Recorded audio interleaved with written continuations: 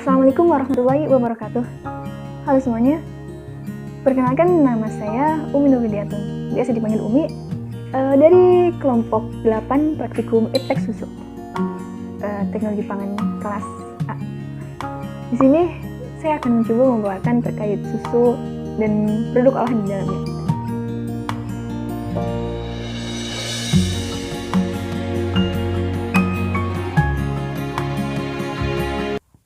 Kalau teman-teman ketahui, susu adalah hasil pemerahan ambing, baik itu sapi, kambing, domba, kerbau, yang dimana diperah secara kontinu, terus-menerus, dengan tanpa ditambahi ataupun dikurangi zat yang lainnya. Itulah yang disebut dengan susu. Menurut Prasetyo 2010, bahwa susu adalah bahan pangan yang memiliki kandungan bisa dikatakan lengkap dari yang lainnya, karena adanya laktos, lemak, protein, dan bahan lainnya, makronutrien lainnya, yang ini berperan penting dalam tumbuh kembang seorang anak atau seorang bayi khususnya gitu ya. Salah satu produk olahan susu yaitu adalah yogurt. Yogurt dengan rasa khas yaitu asam manis, yang tentunya disukai oleh banyak kalangan, khususnya anak muda. Yogurt juga termasuk salah satu minuman tertua dan paling populer di seluruh dunia. Menurut Zakaria et al. 2013, yogurt adalah produk susu yang mengalami proses fermentasi dengan bakteri asam laktat pada suhu optimal yaitu sekitar 37-40 derajat Celcius. Kemudian yogurt sebagai produk olahan susu tentunya memiliki kandungan yang lebih tinggi daripada susu itu sendiri. Manfaat dari yogurt pun baik untuk tubuh kita. Menurut Muawanah, bahwa yogurt probiotik ini, yogurt atau minuman probiotik ini memiliki manfaat baik untuk saluran pencernaan, berdampak baik untuk tubuh, di mana yogurt ini dapat menjaga keseimbangan mikroflora usus sehingga mencegah kanker kolon. Prinsip dalam pengolahan yogurt adalah fermentasi gula susu atau laktos menjadi asam laktat, sehingga keasaman susu naik dan terjadi penurunan pH, yang dengan ini disertai adanya terkoagulasinya protein menjadi curd yang kompak dan nilai yogurt. Kemudian menurut Safari et al. 2016, bahwa kualitas yogurt ini dipengaruhi oleh starter bakteri asam laktat yang digunakannya. Starternya apa dan berapa kadarnya. Pengolahan susu menjadi yogurt ini ada beberapa bahan alat yang harus terpenuhi. Untuk alatnya yang pertama adalah panci. Saya di sini menggunakan panci yang agak besar dan juga ada panci yang agak kecil. Untuk membuat untuk merebus susu ya dengan panci yang bersusun. Pertama. Yang kedua adalah sendok sayur yang digunakan untuk mengaduk susu nantinya. Kemudian yang ketiga ada wadah yang digunakan untuk menyimpan yogurt yang sudah jadi, atau untuk dalam arti di sini menginkubasikan yogurt tersebut. Nah, kurang lebihnya itu sedikit alat yang akan kita gunakan, selain dari kompor, gas, dan mungkin alat penunjang lainnya.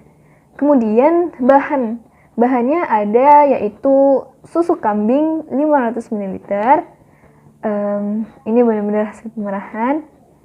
Kemudian ada minuman yogurt, yaitu minuman yogurt aku memakai produk Cimory sebanyak 500 ml juga. Tentunya minuman yogurt yang original yang digunakan. Itu adalah alat dan bahan yang akan digunakan untuk penjualan pertama. Yang kedua, menggunakan alat yang sama dengan bahan yang akan digunakan adalah buah mangga. Kita akan membuat yogurt dengan tambahan buah mangga di mana ada sekitar tambahan ada sekitar tambahan 50 ml buah mangga yang sudah tambah gula yang ditambahkan dengan susu relatif full cream nanti hingga akhirnya susu tersebut mencapai 200 ml yang kemudian ditambahkan dengan yogurt. Saya di sini ada menggunakan minuman yogurt dari Vendibas sebanyak 200 ml. Jadi sama, menggunakan perbandingan 1:1. Bedanya untuk percobaan pertama menggunakan gula dengan murni susu dan juga minuman yogurt. Kalau untuk yang kedua, dengan ada tambahan gula dan juga mangga di dalamnya.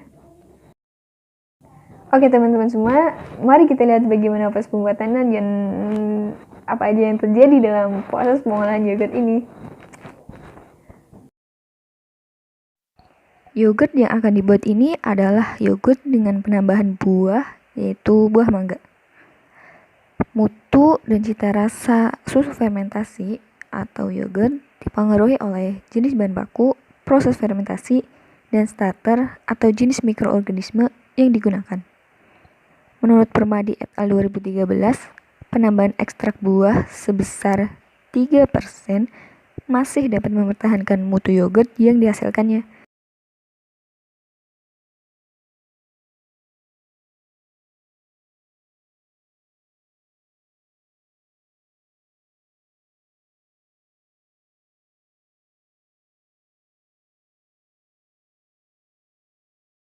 Sterilisasi wajib dilakukan sebelum melakukan pengolahan yogurt ini, di mana sterilisasi adalah proses penghilangan organisme hidup. Dalam hal ini adalah mikroorganisme yang terdapat dalam suatu benda. Menurut Yudianti et al. 2015, proses sterilisasi melibatkan proses fisik dengan tujuan untuk membunuh atau menghilangkan mikroorganisme.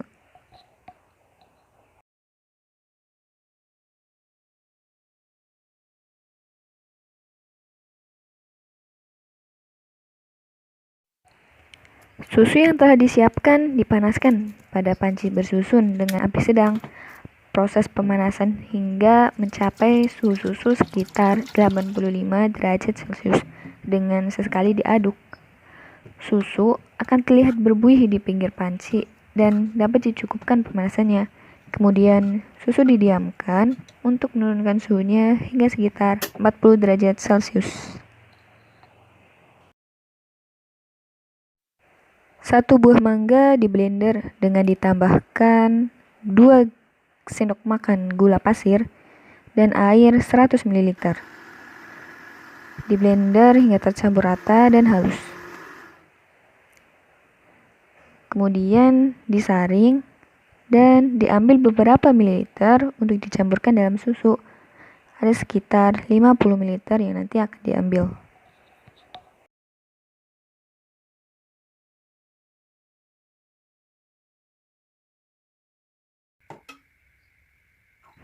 Yang pertama, susu mesti disaring dahulu. Hal ini untuk menghilangkan bahan padat yang nanti akan digunakan dalam yogurt.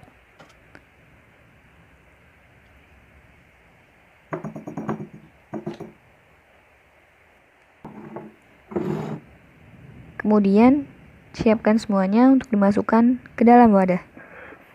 Ada sekitar 100 ml susu, 50 ml sari buah, dan Greek yogurt yaitu 200 ml.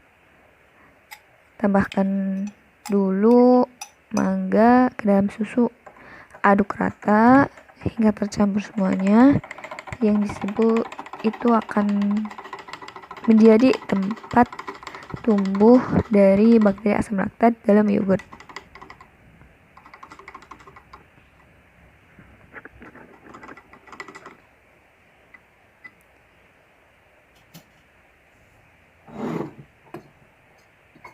Siapkan wadah juga untuk inkubasi nanti. Campurkan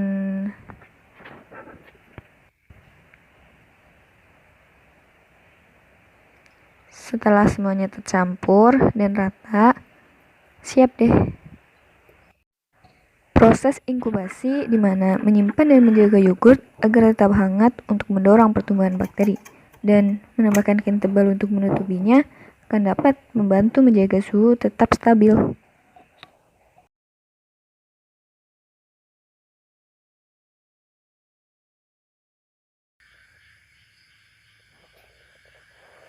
Yogurt yang sudah jadi siap untuk dinikmati langsung, atau dapat juga disajikan dingin dengan menyimpannya dahulu dalam refrigerator. Tempatkan yogurt dalam kulkas selama beberapa jam akan membuatnya bertahan selama 1-2 minggu ke depan. Kita melihat yogurt yang sudah jadi. Terlihat warnanya agak kuning karena adanya penambahan mangga. Aroma yogurt juga sangat terasa setelah wadah dibuka. Kemudian terlihat tekstur yang agak kental di dalamnya. Yogurt yang sudah jadi memiliki tekstur yang lebih kental dari susu cair sebelumnya.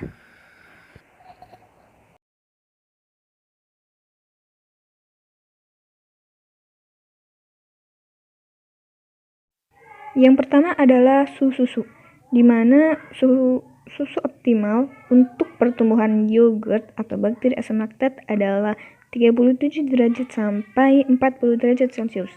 Tentu, ketika suhu lebih tinggi dari ini, bakteri asam laktat tidak dapat tumbuh.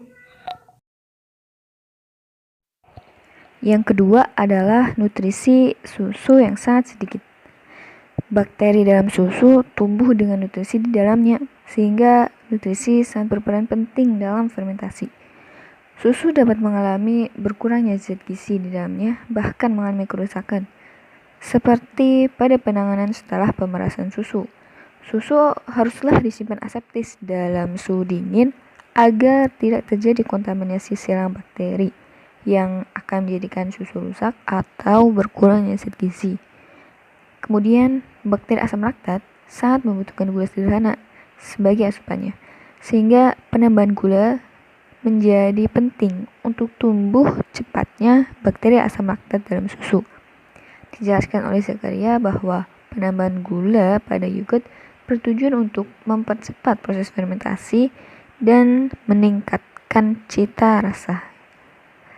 Karena starter sangat mempengaruhi pertumbuhan dalam yogurt, maka starter bakteri asam laktat yang cenderung sedikit akan menjadikannya tidak mampu tumbuh optimal, sehingga yogurt pun tidak terbentuk maksimal.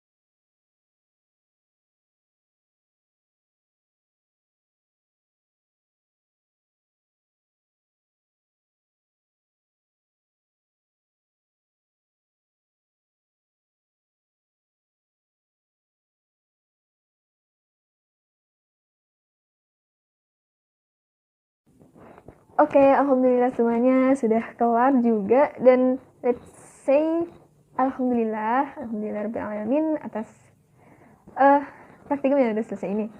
Saya benar-benar mohon maaf apabila ada salah kata di dalam penyampaian tadi dan ada kekurangan informasi yang mungkin teman-teman sendiri sudah mengetahui lebih terkait teks susu ataupun terkait dengan yogurt. Teman-teman semua, saya mohon maaf yang sebesar-besarnya. Terima kasih sudah menonton dan dadah. Assalamualaikum warahmatullahi wabarakatuh.